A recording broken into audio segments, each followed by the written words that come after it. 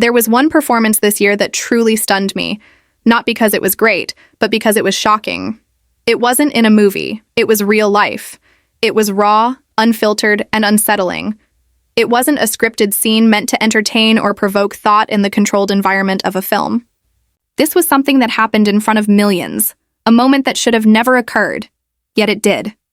A man campaigning for the highest office in our country, a man who wanted to be the leader of the free world, chose to mock a disabled reporter. He stood before an audience, before cameras broadcasting to countless viewers, and mimicked the man's disability with exaggerated movements and a sneering tone. That moment wasn't satire, wasn't taken out of context, wasn't twisted by the media.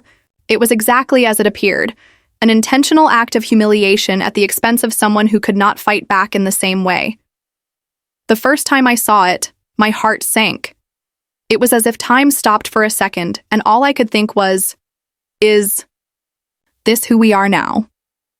It wasn't just offensive. It wasn't just tasteless. It was a defining moment that revealed something deeply troubling, something more significant than a single act of mockery. This wasn't just about one person being ridiculed. It was about what that ridicule represented. There was an undeniable message behind that moment. It told people watching that cruelty could be entertainment. That power meant having the freedom to belittle others without consequence. That leadership wasn't about lifting people up, but about tearing them down. And even worse, it suggested that if the person doing the mocking was important enough, rich enough, loud enough, then it wasn't just acceptable, but excusable. Because when the powerful use their position to bully others, we all lose. It sets a precedent. It tells the world that this is the behavior we condone, the standard we tolerate, and the example we follow.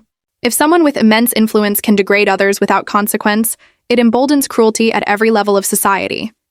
If leaders mock the vulnerable, what stops ordinary people from doing the same? Disrespect invites disrespect. It seeps into everyday interactions, poisoning the way we treat one another. It lowers the bar for decency, making it easier for casual cruelty to become normalized. What once might have been shocking or unacceptable soon becomes just another part of the conversation. It spreads, unchecked, until it's no longer a scandal, just the way things are. Violence incites violence. Not always the physical kind, but the kind that leaves deep, lasting wounds. Words have weight, and when those words are used to mock, belittle, and degrade, they shape the world around them. They create an atmosphere where kindness is seen as weakness and cruelty as strength. They justify aggression and silence those who dare to push back. When cruelty is normalized, it spreads like wildfire, consuming everything in its path. It starts in moments like this, small, seemingly insignificant acts that get laughed off or dismissed. But those moments build. They accumulate, reinforcing the idea that demeaning others is just part of the game. And soon, it's everywhere. It's in our schools, where kids learn that making fun of others earns applause instead of consequence. It's in our workplaces, where those with power dismiss the struggles of those beneath them. It's in our conversations, where the line between humor and harm becomes blurred beyond recognition.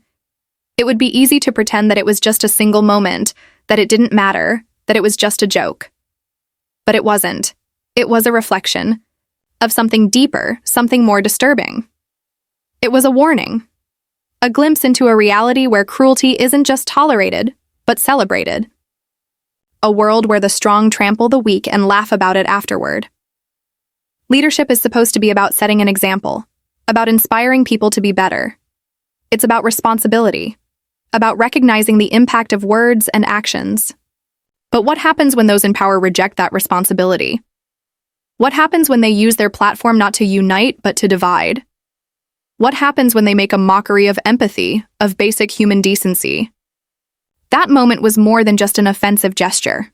It was a signal. A signal that told us exactly what kind of leadership we were dealing with. It told us that if this behavior could be excused, then anything could be. It forced us to ask ourselves hard questions about our values, about what we stand for, about what we are willing to accept. Because at the end of the day, this isn't just about politics. It's about who we are as people. It's about the choices we make, the behaviors we tolerate, the example we set for the next generation.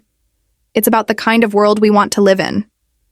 Do we want one where kindness and respect are signs of strength?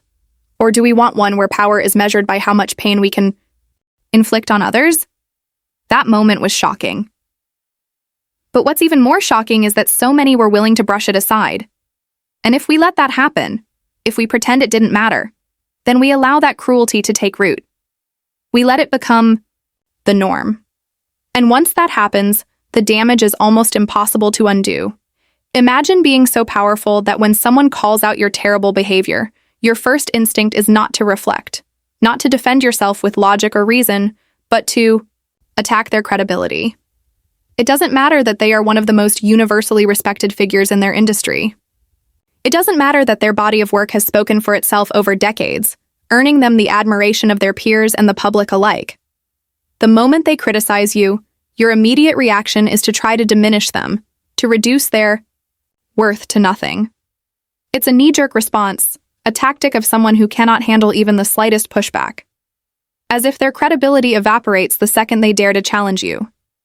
As if their entire career, talent, and achievements can be erased with a single insult. That's exactly what happened when Meryl Streep decided that enough was enough. She wasn't just starting a feud between a Hollywood star and a politician. This wasn't some superficial celebrity spat meant for headlines and drama. She was making a larger statement, holding up a mirror to the country, asking a question that needed to be asked. Is this really the kind of example we want from our leaders?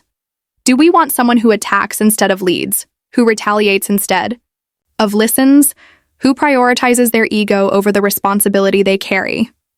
She knew the consequences of speaking out. She understood the backlash would be swift and severe.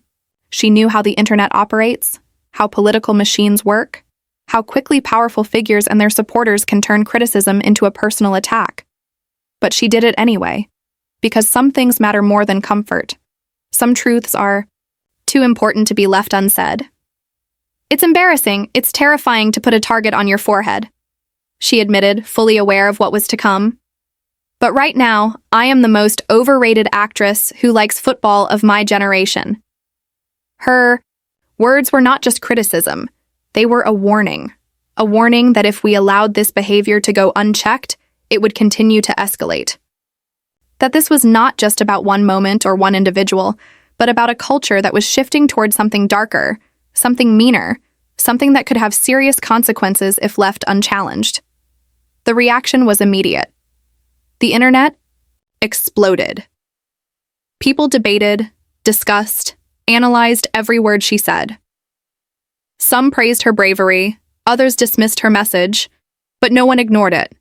She had struck a nerve. And Trump's angry tweets, his usual method of attempting to discredit, his critics did nothing to erase the impact of her words. If anything, they reinforced her point. Because when a person in power faces legitimate criticism, their response tells you everything you need to know. And Trump's response?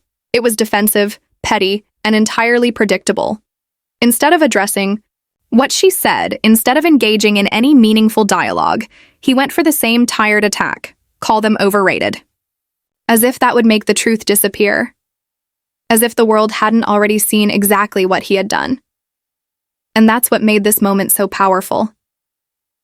It wasn't a partisan attack, a policy debate, or a calculated political move. Meryl Streep didn't stand on that stage to argue about tax plans or healthcare laws. She didn't talk about left versus right, conservative versus liberal, or Democrats versus Republicans. She didn't mention political parties at all. Instead, she did something far more effective. She simply held up a mirror to Donald Trump's behavior and let the American people decide whether they liked what they saw. She reminded everyone watching that leadership isn't just about policies, it's about character. And Trump? He absolutely hated it. He thrives in chaos, in division, in spectacle. But Meryl Streep didn't give him a spectacle to work with. She gave him the truth. And deep down, he knew it. He knew she was right. That's why it struck such a nerve. She exposed something raw and undeniable about him, something that couldn't be explained away with excuses, distractions, or lies. She didn't need to twist his words or take anything out of context. The footage spoke for itself. The world had seen him mock a disabled reporter with their own eyes. It was cruel. It was unnecessary. And it was unbecoming of anyone, let alone a person campaigning to be president of the United States. And instead of apologizing, instead of owning up to his actions, he lashed out. Not by defending himself with facts or reasoning, but by attacking her personally. He went after one of the most respected and accomplished women in Hollywood, as if calling her overrated would somehow erase what he had done. That's what bullies do. They deflect. They attack. They try to discredit the people who expose them because they can't handle the truth. But Meryl Streep wasn't afraid. She knew exactly what she was doing, and exactly what it would cost her. She knew that speaking out meant putting a target on her back, that the backlash would come swiftly and aggressively. She knew she would face an army of online attacks, thousands of hateful comments from strangers, waves of social media outrage, and relentless criticism from Trump's most devoted supporters. She knew that political figures would dismiss her, that some would call her dramatic, that others would tell her to stay in her lane. And yet she did it anyway. Because real courage isn't about staying silent to avoid trouble. It isn't about choosing comfort over conscience. Real courage is about standing up for what is right, even when you know it will cost you something. It's about using your platform for more than self-promotion, about speaking up for those who don't have the same reach or influence. The impact of her speech rippled across the country. More celebrities found their voices. More people in Hollywood and beyond realized they didn't have to stay silent in the face of cruelty. It became a rallying cry against bullying, against the normalization of demeaning behavior, against the idea that power should be wielded without accountability. Meanwhile, Trump was left tweeting into the void, desperately trying to spin reality in his favor. But it was too late. Meryl Streep had already changed the conversation. She had reminded the world that words matter, that actions matter, that who we choose to lead us matters. And she did it not with insults or mockery, but with truth, dignity, and courage. And that, more than anything else, made Donald Trump furious.